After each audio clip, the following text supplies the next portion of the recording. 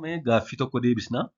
Innis garaagarummaan kanneen kana sadanii maali kan jedhu. Yeroo hedduu kuduraa, muduraa, fuduraa yeroo jedhamu dhageessu. Maali garaagarummaan isaanii? Warra kamtu fuduraadha? Warra kamtu kuduraadha? Warra kamtu muduraadha? Kan jedhu waliin ilaalla. Chaanalii kanaaf haaraa tanan sabiskiraayib godhaatii waan hedduu irraa baradhaa jechuun barbaada. Jalqaba muduraarraa kaanu. Kan jalqaba hundumti keenya beekuu qabnu muduraa jechuun fuduraa wajjin tokkumadha.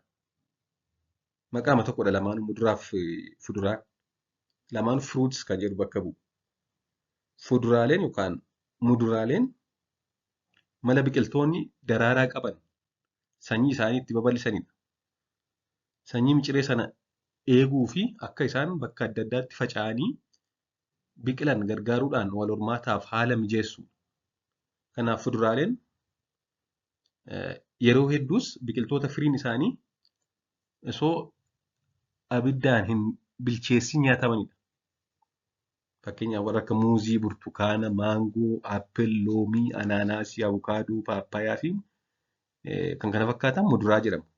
Isaan kun amma muuzii, burtukaana, maangoo maal kana abukaadoo, paappaayyaa maal kana hin bilcheessinu. Akkasumatti nyaanna jechuudha. Warri kun muduraa yookaan fuduraa jedhamu.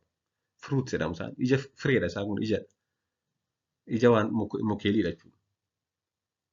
Kanaafuu muduraa yookaan fuduraa always kan nuti yaadachuu qabnu osoo hin bilchaatiin nyaatamu akkasumatti uffatamu mi'aawu wanta mi'eessituu isaan hin barbaachisu. Akkasumatti mi'aawu waan ta'eef ofuma isaanii qopheessuu hin barbaachisu. Ija mukaadhas. Kuduraa kan jennu immoo vegetables kan jennudha.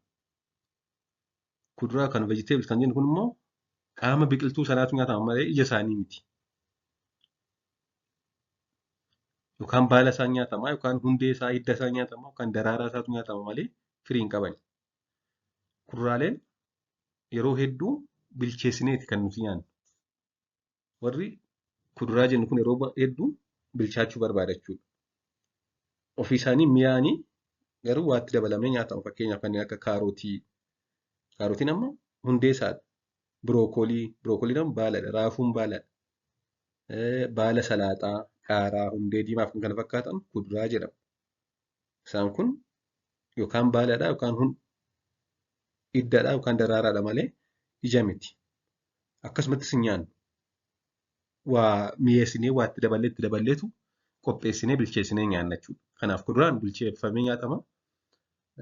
Muduraa yookaan fuduraa kan jedhan immoo otoo hin bilchaatin akkasumatti nyaatama.